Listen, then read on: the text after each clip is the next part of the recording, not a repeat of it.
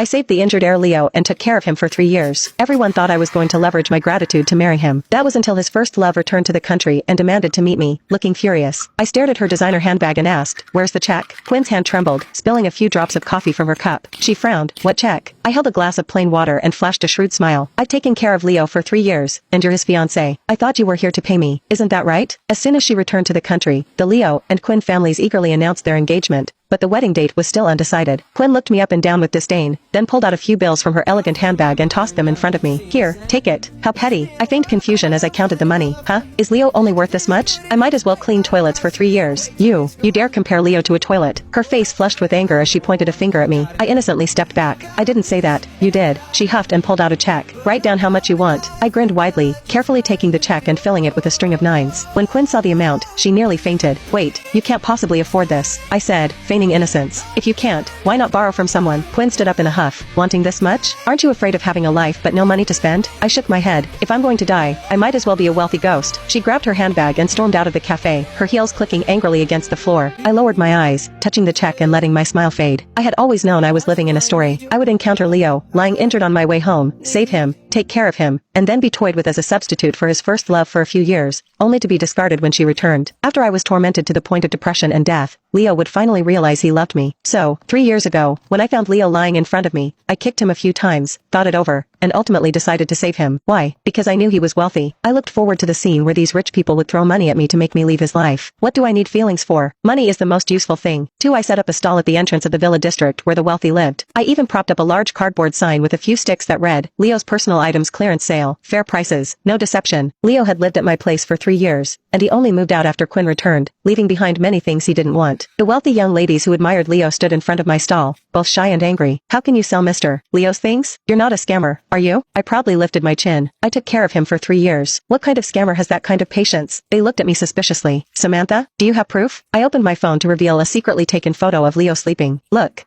no Photoshop, guaranteed authentic. These are all things Leo left at my house." I observed their expressions. They weren't entirely disdainful, but there was a hint of secret desire. They wanted to collect Leo's used items but were too proud to say it outright. Well, I could help them with that. I'm such a considerate person. If you don't want Leo's privacy exposed and publicly humiliated, why not buy everything back? Consider it a good deed for him. I casually waved a towel in front of them. Their expressions softened slightly, but they pretended to be angry. "How shameless. I'll buy everything. I can't let you insult Mr. Leo like this. I'm doing charity too. I'll buy some. Leave some for me." They rushed to scan my payment code. I listened to the delightful sound of payments coming in, tucked my phone away, hopped on my electric scooter, and waved. "You all can split it. I'm done here. Remember to clean up." They were happily chattering. When I looked back after riding away, the ground was empty, nothing left. I clicked my tongue in amazement. 100,000 for each item? They really are wealthy. 3. I